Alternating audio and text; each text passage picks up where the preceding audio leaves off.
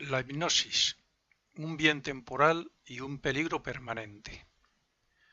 Conferencia impartida por Francisco Nieto. Ya desde hace muchos años, cuando yo era muy joven, recuerdo haber visto espectáculos televisivos donde un hipnotizador hacía con cualquier espectador lo que quería después de haberle hipnotizado. Aquello era puro espectáculo y no solía pasar de ahí. Sin embargo, hoy, además de espectáculo, se utiliza el hipnotismo para otras y muy variadas cosas. Profesionales como médicos, psiquiatras, psicólogos y algunos otros que no sé cómo denominarlos porque hacen regresiones, utilizan el hipnotismo y me temo que sin saber muy a ciencia cierta lo que hacen. Yo no sé si se necesitan grandes habilidades para hipnotizar, pero lo que sí sé es que no hay que estudiar ninguna carrera ni nada parecido, ya que si así fuera, se tendría mucho más en cuenta otros aspectos personales, como es la moral o el libre albedrío. Lo cierto es que esta práctica tiene mucho más peligro de lo que la gente piensa, y que los hipnotizados no saben que pueden ser esclavos de la voluntad del hipnotizador.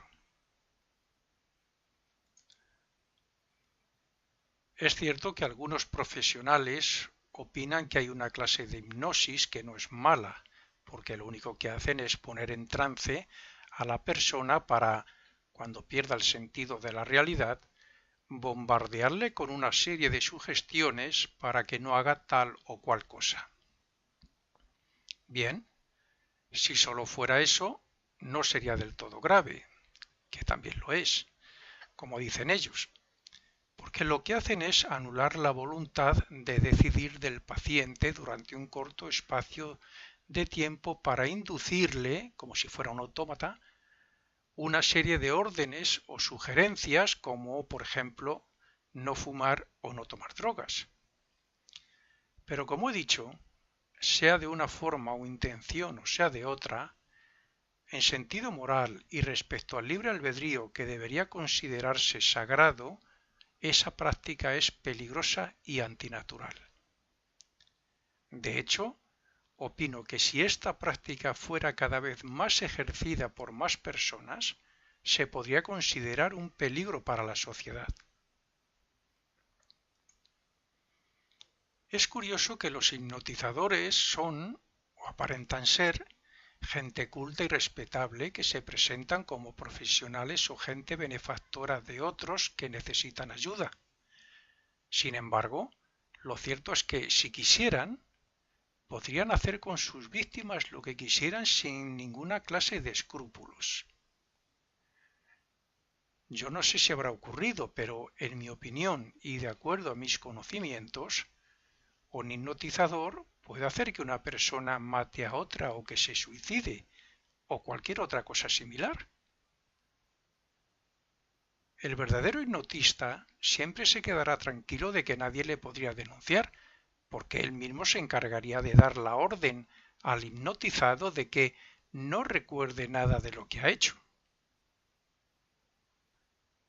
Eliphas Levi, ocultista y cabalista de hace algo más de un siglo, dijo lo siguiente: el uso del magnetismo pone a la persona que se abandona a él a disposición del hipnotizador o magnetizador. Cuando éste ha hecho su trabajo y la conexión entre ambos queda formada, el magnetismo del hipnotizador puede producir somnolencia, catalepsia, insensibilidad y, si llega el caso, incluso la muerte. De acuerdo con los ocultistas y verdaderos clarividentes que en el siglo pasado pudieron investigar los mundos donde vamos cuando dormimos y cuando morimos, y los diferentes cuerpos o vehículos que el espíritu utiliza para evolucionar aquí en la Tierra, el ser humano tiene un cuerpo etérico, entre otros, que es el que mantiene vivo al cuerpo físico, que es idéntico al físico y que muchas veces se le ha visto en forma de fantasma de alguien que ha muerto. Ninguna persona de carácter y de voluntad fuerte puede ser hipnotizada, y si mantiene una actitud mental fuerte y positiva, menos aún. De ahí que generalmente, antes de un espectáculo, los hipnotizadores prueben con diferentes personas del público para ver cuál es más débil.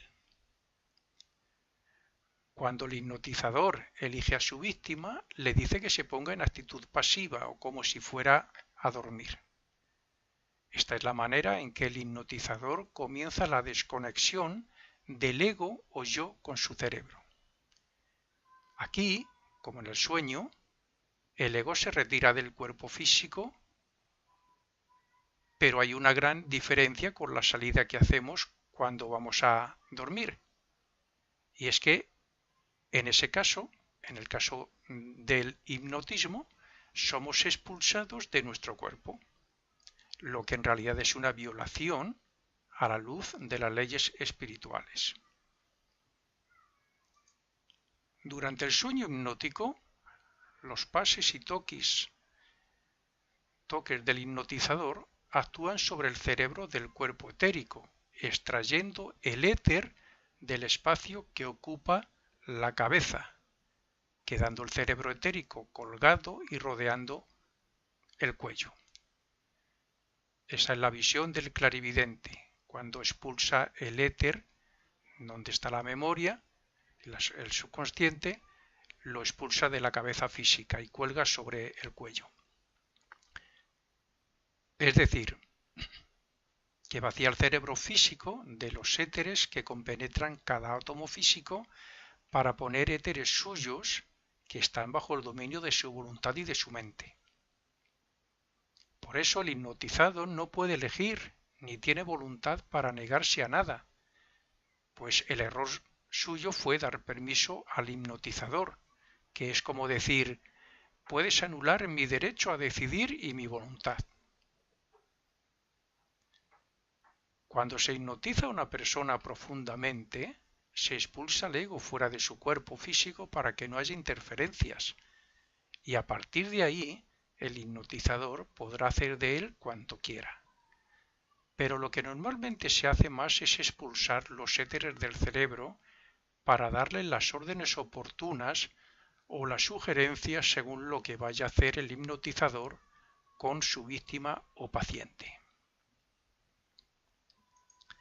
El mayor peligro de esta práctica está en que una vez que el hipnotista ha puesto parte de su cerebro etérico en el cerebro de su víctima, siempre queda parte de él allí, lo que le servirá al hipnotista a modo de llave maestra para que, cuando él quiera, tener más fácil su control y así, cuantas más veces lo haga, más dominio tendrá.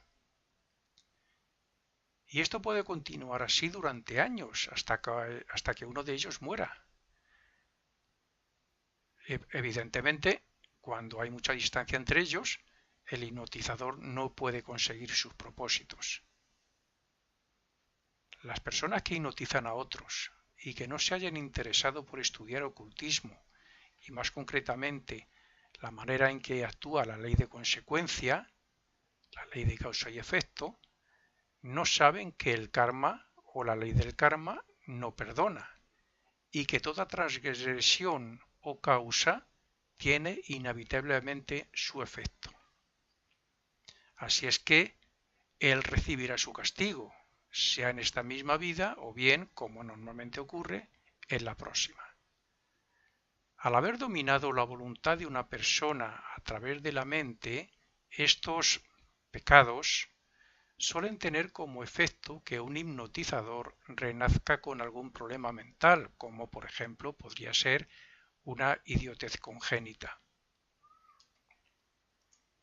Como acabo de decir, el hipnotizador expulsa al ego dueño del cuerpo físico y toma su lugar, o lo que es lo mismo, le anula la voluntad y el libre albedrío para imponer el suyo y obligar al cuerpo físico a hacer lo que él quiera.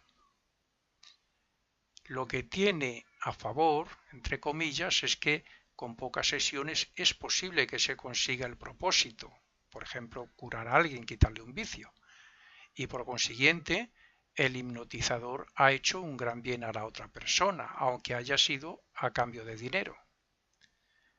Eso lo tendrá que pagar el hipnotizador en otra vida, porque el ego, el yo superior, fue creado para ser libre y para ejercer su voluntad, y por tanto, todo aquel que lo impida o anule está violando una ley divina y universal.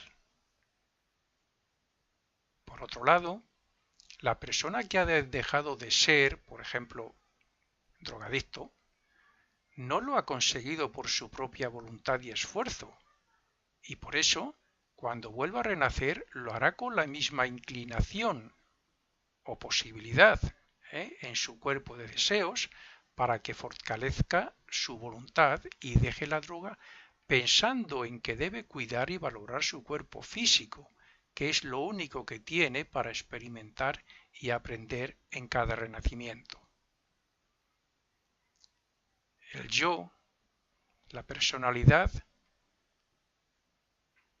representada por el ego, debe conquistarse a sí mismo y salir de donde él mismo se meta, para desarrollar así sus propios poderes que le llevarán desde el estado salvaje que fuimos hasta el ser perfecto, a imagen y semejanza de Dios que debemos ser. El drogadicto fue dominado por el cuerpo de deseos, por tanto, es el yo quien, como debe hacer a la larga con todos sus cuerpos, es quien debe vencer y dominar al cuerpo de deseos en otra vida. Estamos en la escuela de la vida para desarrollar la voluntad y la mente, y para imponer la voluntad espiritual sobre los cuerpos. Por tanto, es nuestra obligación desarrollar el aspecto moral, intelectual y espiritual. El hipnotizador nos puede sacar de la inmoralidad del alcohol o de cualquier otra cosa similar, pero eso se anulará para que seamos nosotros quien lo hagamos por medio del sacrificio e incluso del sufrimiento. Sólo así nos haremos el capitán de nuestro barco. Además, y por si fuera poco lo dicho, es necesario saber que si el hipnotizador muere antes que la persona, lo más probable es que esta última vuelva a caer en el mismo mal hábito. Aunque no exactamente así, sí ocurre algo parecido más a menudo de lo que pensamos en nuestra vida cotidiana. Me explico. Hay personas con tanto poder de voluntad que cuando se hacen comerciales o imparten charlas y conferencias, convencen a quienes les escuchan de una manera muy fácil y convincente. De esta manera, el que abre la puerta de su domicilio al comercial, aun casi aparentemente sin darse cuenta, puede terminar comprando lo que el comercial vende y luego o al siguiente día arrepentirse, como otros que escuchan, por ejemplo, a un líder religioso o de una secta donde van por primera vez a escucharles, pues pueden terminar cantando lo que él quiera o afiliándose a la religión o secta. Sinceramente, ser hipnotizado no es nada bueno para nadie, pero cuando se hace varias veces a una misma persona, tiene mucho más peligro de lo que cualquiera puede imaginar. Solo diré que un hipnotizador malintencionado puede ser un peligro para la sociedad si llegara a hacer ciertas cosas que quizás ignore y que yo ahora prefiero no decir.